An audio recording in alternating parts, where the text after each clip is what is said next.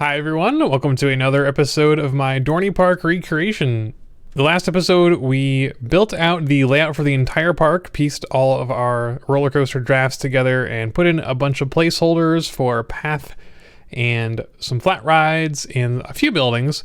So we're almost to the point where we can start building for real. But before we do that, I do want to spend some time working on the terrain and elevation. As I mentioned last time, Dorney Park does have a significant elevation shift between where you enter the park and the area over here where this body of water is near Sulforsa and Hydra. And I think it's going to be really important to get that elevation stuff locked down early so we don't build a bunch of stuff and then have to rebuild it when all the elevation is wrong. And I think it's going to help make the park look a little bit more interesting to have those elevation changes in here. So it's not just, flat and boring. You never want to have a flat and boring map. So before we do any further building, that's what we're going to do. Just work on some elevation and see if we can make some nice sculpted surfaces here. So let's see what we can do given the size of the map we have here.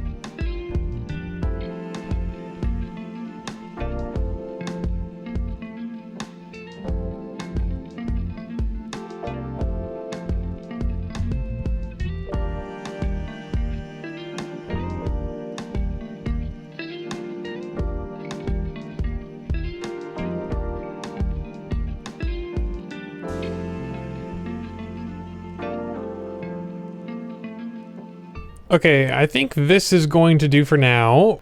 I've done quite a bit of terrain work now that I think represents the real life terrain decently. Definitely not accurately, but the idea here is just that we are going to have a rough sketch to start with, and then as we build out, we'll find better places to put the different elevation changes that will make things look a little bit more natural, I suppose. If you look at a real topographical map of this area, I think there's about like a 60 feet difference between like where the entrance of the park is and where we get into the river over here.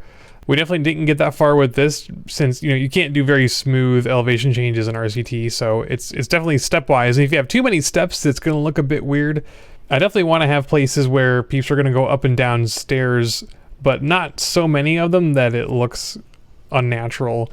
I think we have maybe 5 or 6 drops in elevation, so maybe 25 feet instead of 60, and I think that's probably going to be a pretty good compromise. We'll definitely tweak this as we go, as we build more and more stuff, but this is going to help get us a rough estimate of where things are going to wind up being. I have a tendency to get kind of out in the weeds with this kind of stuff and do a little bit more work than is necessary. We're definitely going to be cleaning this up as we go, so this is going to give us a good starting point though. So I think we're about at the point where we can actually start building some stuff. I want to take a bit more of my own advice from the video I put out about recreating parks and choose a more central point to start with that we can kind of branch out from, so that we are going to run into fewer problems fitting things in around the edges as we get farther and farther away from our starting point. And I think it would also be a good idea to start with one of the most complex areas in terms of layout and spacing, and that's going to be the Planet Snoopy area.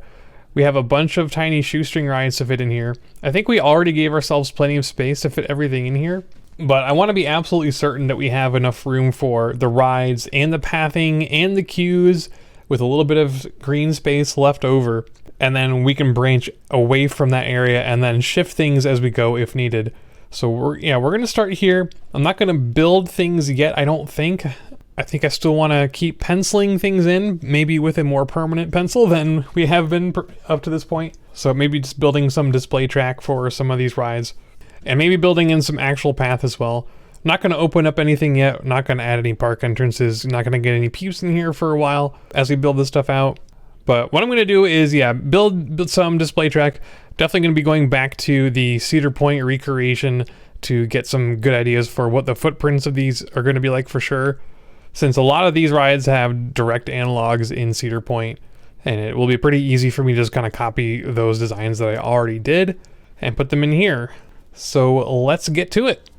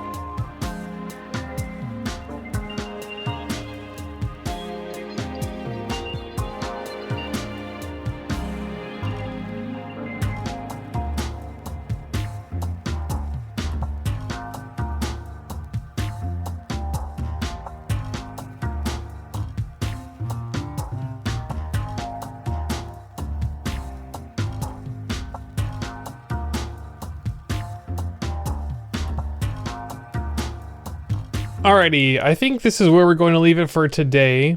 So we've either built out or made placeholders for all of the rides in Planet Snoopy.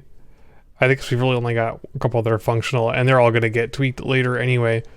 So just to take a quick inventory, since you might not be familiar with Planet Snoopy at Dorney Park, we've got a pretty large selection of kiddie rides over here. Everything that is currently represented with just a line of Steel a Wild Mousetrack is going to be one of those just basic things that spin in a circle, and those are going to need to be shoestrung later.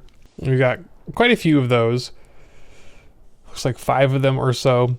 A tiny swinging ship over here. I probably will make this a hacked ride instead of a official in-game vanilla swinging ship because it's going to look a little bit better. The actual ride does not look anything like a Viking longboat. We've got Camp Bus, which I've represented as 0 point with the Magic Carpet ride. I'm probably going to stick with that here. There is also a mini Ferris wheel. It's actually even a little bit smaller in scale than the in-game Ferris wheel, so I might do a shoestring or hack whatever for this to actually make it even smaller than this, or at least have different size cars. But that's the thing I'm to think about. I have never actually hacked a smaller Ferris wheel. They're always making bigger ones because the in-game one is so tiny. So I'll kind of do a little bit of research on that. Mini drop tower, pretty standard. Forgot to color the top green. That's very important. It's got to look like a tree. We have a mini monster truck ride, and from what I've seen, I didn't actually get a good look at it when I was in the park, but from the videos I've seen, it's actually like a train of monster trucks rather than a bunch of individual cars, I believe, which is pretty strange, but, you know, easy to do in RCT with cheats and stuff. And then down here, there's some weird things. We have the mini helicopter ride over here. I guess it's a mini rocket monorail thing. I always think of it as the mini helicopters because that's what it is in the game, and that's the one at Kings Island is still helicopters. Mini railroad, this is a tough one to fit in. The one I built for Cedar Point is pretty big. It needs a pretty big footprint because the mini railroads turns are, this is the small size, the 2x2 turn. So making a figure 8 layout with this is pretty difficult in a small footprint, but I think this is gonna do. We've got a mini whip and then a mini swing ride over here. That one should be pretty easy to hack, but I didn't want to add in anything aside from just some placeholder track there. So those are going to go in there. And then plenty of room over here for adding in some hilly terrain. This is why I wanted to do the terrain first, because there's some cool features like the helicopter ride. It has, the platform is not super high off the ground when you enter. The station is hereabouts. And then as you get around to the other side, it's pretty high up off the ground overlooking the path, which I think is kind of a cool little feature. So I want to make sure I have my elevations in so that we can have some interactions like that. And of course the Enterprise here as well with the standard in-game Enterprise. That one was pretty easy. So yeah, a lot of placeholders still here, and I'm not going to build the official versions of these until we get more of the actual park layout finished. Just in case we need to move things around. I don't think I'm going to need to move things around too much more than this.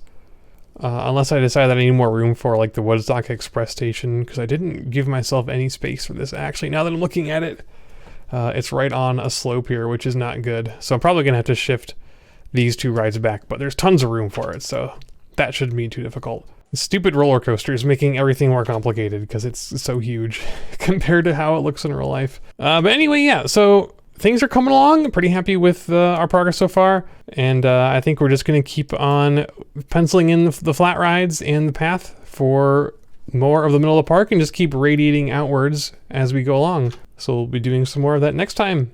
But in the meantime, hope you enjoyed this episode. Thanks for watching.